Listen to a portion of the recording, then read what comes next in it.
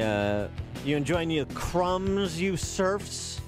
That's what the House Minority Leader and one of the richest members of Congress had to say about the Trump tax cuts and these bonuses that have been publicized at big companies, Comcast and others, as well as the savings that 80% of Americans are likely to see as the result of the Trump's tax cuts. Mere crumbs, says Nancy Pelosi. A number of companies are attributing the tax bill for being able to give higher wages to their employees, as well as being able to give a number of bonuses to their employees. How do you respond to that? Well, the number of bonuses that were given, well, one of the bonuses was already in a union contract, and then they added money to that. That same firm just told their employees that they were going to be laying off 1,500 people, and if they wanted to save their jobs, they could all start working 32 hours in those communities. So in terms of the bonus that corporate America received versus the crumbs that they are giving to workers to kind of put the schmooze on is so pathetic. Yeah, that's just the schmooze they're putting on. That money, extra money in your pocket's just the schmooze. Crumbs. This is the attitude of the left, because anything that devolves power away from government and them by extension, and resources away from them, which is also the source of their power in part, they're not going to be on board for. And it's very interesting, the attitude they have towards corporate America and towards people who like places like Walmart. But aren't they corporate America? I mean, their spouses have jobs in corporate America. And Nancy Pelosi's bitter because she's going to be hit harder by this tax plan. They're exempt. Think about Walmart, McDonald's. They make fun of the president. Chris Arnaud, he's this a photojournalist who's traveled the country to document and talk to Trump voters. He focuses on areas like poverty and addiction across the fruited plains. He sat down for an interview with the American Enterprise Institute, and he talked about the McDonald's test when it comes to advocates for the downtrodden who have no understanding or, frankly, concern about the lives that the downtrodden are living, because it's really about them feeling good about themselves. It's not actually about helping anyone or appreciating their lives. I guess what I've always said is, the thing I've learned about this in the last 6 years is, in aggregate, not in specific, there are different examples. In aggregate, the people who are advocating for the poor the most often don't understand them on a visceral level. They don't understand the people they're advocating for. They don't understand their lifestyle. They don't understand the way they live. They don't understand. So I always use the McDonald's test. A lot of people who advocate for the poor hate McDonald's. But McDonald's is essential. And when you're poor, McDonald's is essential. It's cheap food. It's good cheap food. It's also a community center. It's where people go to meet other friends, to basically get free Wi-Fi. It's kind of what, it's a place that people go to find community. Walmarts are the same way. If I want to find an immigrant, when I go into a new community and I want to see where the immigrants are, they're in the Walmarts. And yet a lot of people who advocate for the poor make fun of Walmarts and make fun of McDonald's. Yeah, they make fun of them. Walmart employs 1 million people. And you know what Walmart's profit margin is? No, what is it? It's a very interesting piece about what people think companies' profit margins are versus what they actually are. You know, Walmart's volume business. And remember, the vision of Sam Walton was to make everyday goods more accessible for the poor, starting in Arkansas. Walmart's profit margin, 2.1%. 2.1%. So when you start artificially inflating the cost of doing business for high volume, low margin businesses, you start seeing people laid off. You start adding to the ranks of poor. You start seeing people shut their doors. And that's what Nancy Pelosi and the left doesn't want to concern themselves with. And it's disgraceful because Nancy Pelosi's position is couched in compassion and that she's a champion for the family working their way up the rungs. And she's just the opposite. Arnaud probably wouldn't take my position the way I take it, but he's essentially saying the same thing. They have no understanding, and I'll add, they have no concern. These people, other human beings, are mascots to the Nancy Pelosi's of the world. They are the means to their political power ends. And that's their only utility for the left. And we should speak with moral clarity on the subject in the political arena if we want to advance the flag and discard this caricature that's been created of people who believe in free minds and free markets, like me and our next guest, our friend Steve Moore, chief economist at the Heritage Foundation. Steve, thanks for joining us. Appreciate it. Hi, guys. Good morning. I'm enjoying my crumbs. I don't know about you guys. Yeah. Yeah. What about that? And what about, the companies that publicize the bonuses they're giving employees per the tax cuts? They're just schmoozing. Well, I was listening to your conversation, and, I'm writing my column on this right now as we speak about one of the things that's happening in America because of the anti-Trump derangement syndrome of the left. They're now rooting against America. They want Trump to fail.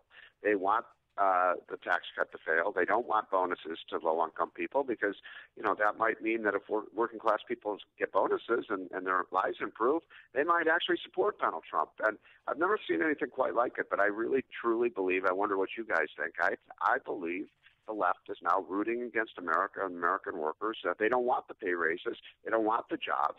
They don't want the improvement in our economy, the improvement in the stock market, because that makes Trump look good. Well, when are we going to start seeing a little more bump on our paychecks? Because President Trump said in February. Is there a possibility it could be sooner? If there I was just some, noticed $17 difference in mine.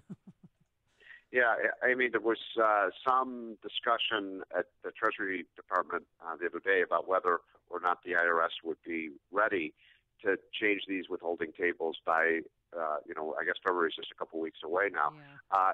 It's coming soon. I don't know if they'll be ready by February, but certainly by March, and people will then start to feel the additional pay that they get. Now, for a lot of workers, that might be $30 or $40 additional money in their paycheck each couple weeks.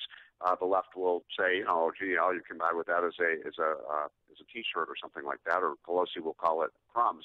But you're talking about for the average worker, with an income of $60,000, they're going to have about another $1,500 or $2,000 a year in their paycheck, and that's a lot.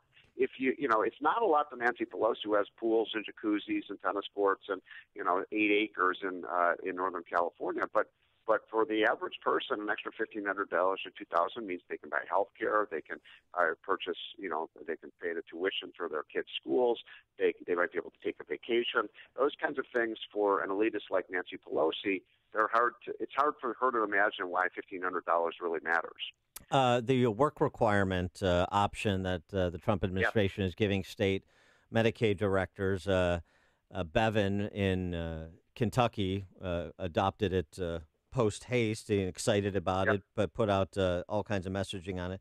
Less excitement here in Illinois, as per usual, for anything that makes sense. But it seems to me this is the lever for a larger national discussion on welfare reform, particularly as part of a deal to provide a permanent status to 800,000 DACA recipients. And a good piece in the Wall Street Journal by Christina Rasmussen from the Foundation for Government Accountability. Yeah, I saw her piece. Yeah, about no asset limits in 30 states to receive food support benefits. And so is this a moment where immigration comes together with welfare state reform and Paul Ryan really leads this charge? I love that idea, by the way, of linking welfare reform and immigration reform. I'm all for immigration. I'm all for people who want to come here and work. But I think one of the requirements of an immigrant coming into this country, and I make this case about the folks that are being talked about legalized who are here illegally, is no welfare. And one of the requirements of people who we may legalize under this new DACA requirement is if you've been on welfare, no, you don't get to stay here. And that's not being cruel. That's been our policy for 100 years with respect to immigration. The immigrants who came in through Ellis Island, my grandparents, if you came in and you were seen to be a public charge, you would be deported from this country. Now, I know you think it's probably cold-hearted to say that people who receive Medicaid or food stamps should have to work for those benefits. But look, I think it's a very sensible policy. I think a lot of people on these programs are able-bodied. They're talking about able-bodied people who don't have kids. 24-year-olds are sitting at home watching TV rather than getting a job. Yeah. So And it works, by the way. Work requirements work. They worked under Bill Clinton, for goodness sakes, when we passed welfare reform. We reduced the welfare caseloads by 50% by getting people into jobs.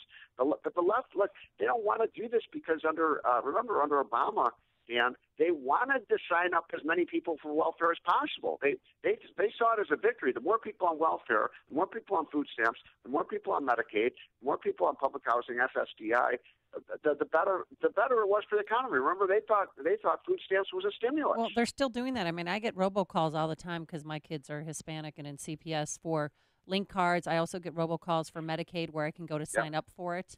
So they're still, promoting. Yeah, they these advertise programs. it. Come on. And the other thing, Amy, they tried to do, and if the liberals were in charge, they'd still be doing this. They basically look. There's no shame in getting welfare. You help your local community. Remember that you help your local community when you sign up for food stamps.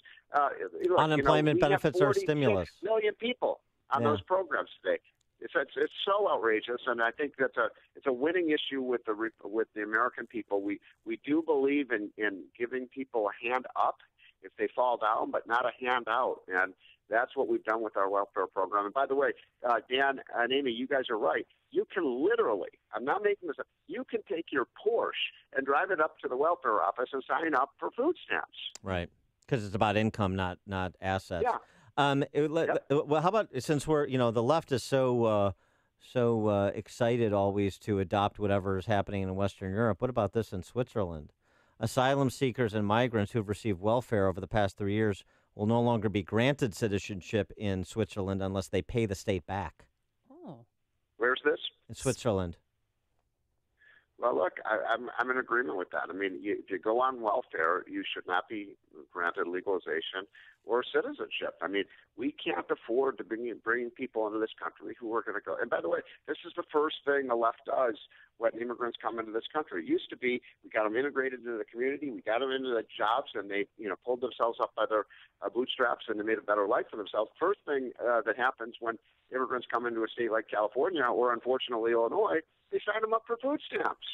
Yeah. Well, dependency makes the government bigger and the politicians' power larger, and that's the play. Steve Moore, chief economist at the Heritage Foundation, CNN economist, and Wall Street Journal columnist, of course. Steve, thanks for joining us. And Steve, you did a great job on CNN. I'm going to go have my crumbs for breakfast. There you go. And he did a great job on CNN yesterday. Thanks, Steve. Oh, he was in the hot seat, and he handled himself very well. And he joined us on our Turnkey.Pro answer line.